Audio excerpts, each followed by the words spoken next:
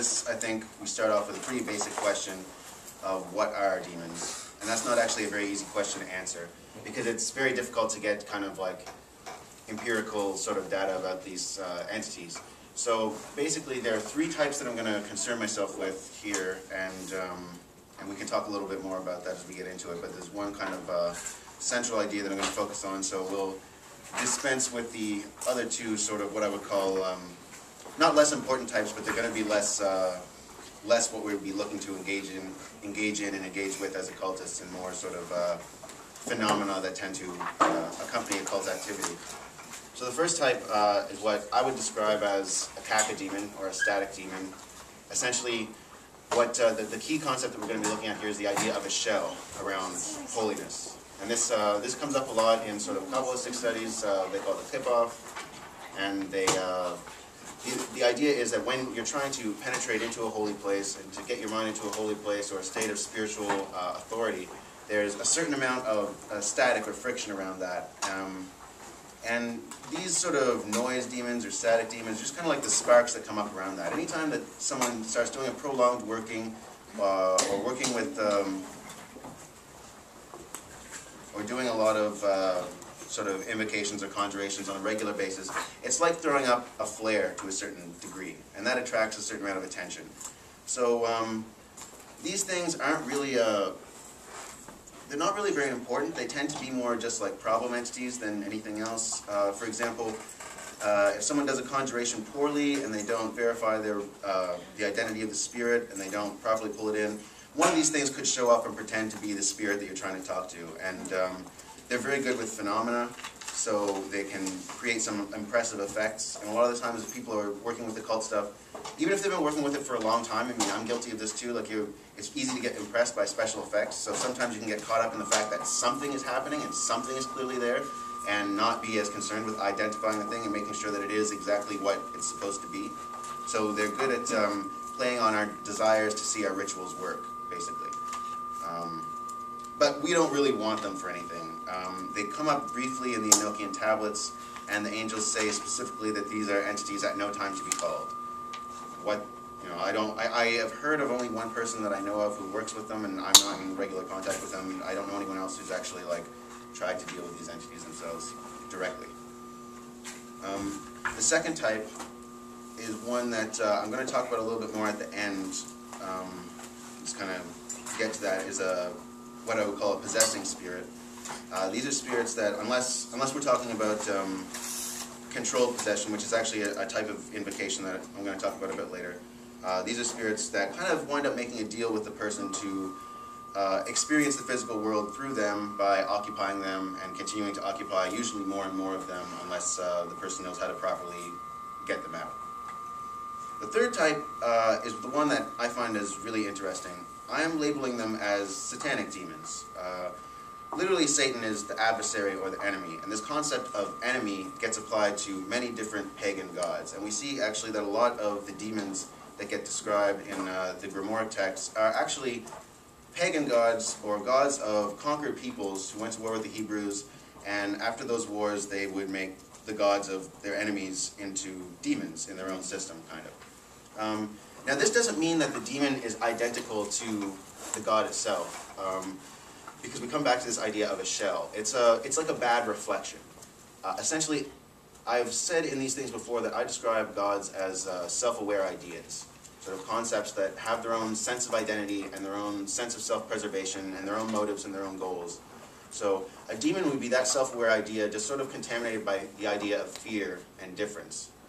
And it's literally like, if we trace it back to its root, fear is at the heart of all of these. And if we look at the idea of Sharanzan as it's described by Dee in the Enochian texts and by Crowley in his work, basically what you have is that's fear itself as a self-aware idea.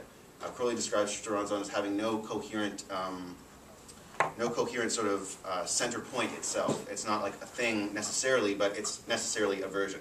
That's why he places it as sort of the guardian of the abyss, because when we pass the abyss, we resolve difference. So there can be no concept of opposition or enemy. All opposites are united in themselves. There's no way to express that unity below the abyss, but overcoming that can be difficult, because if you undergo the crossing the abyss experience, you necessarily are uniting your consciousness with all things.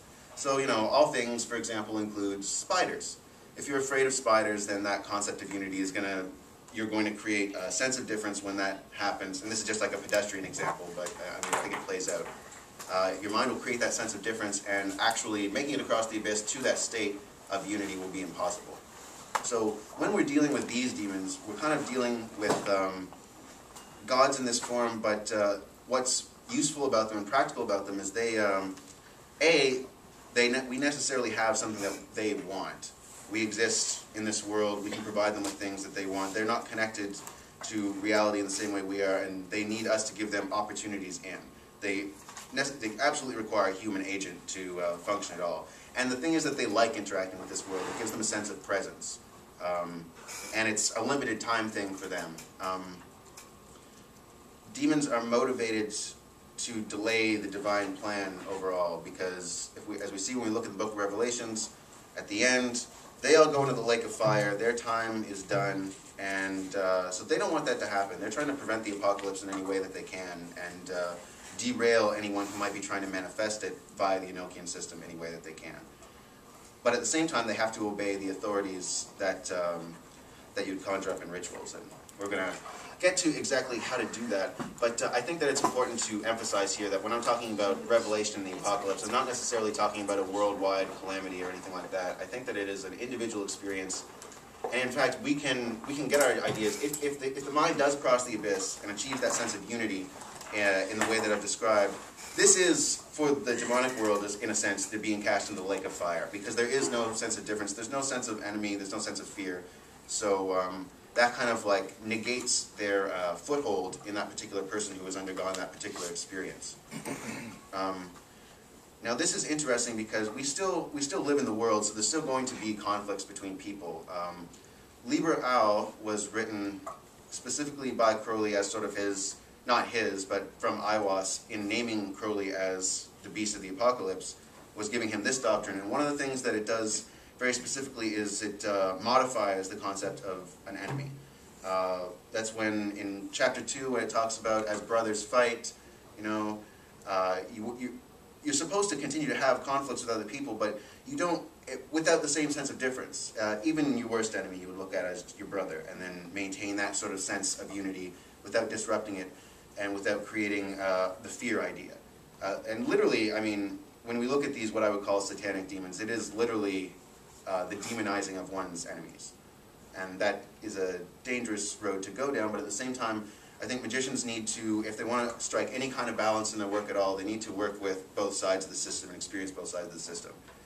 If someone does regularly work with a pagan god, for example, and it is a god who's been modified into a demon in another system, then it's very helpful to experience that through both channels and see how it plays out both ways.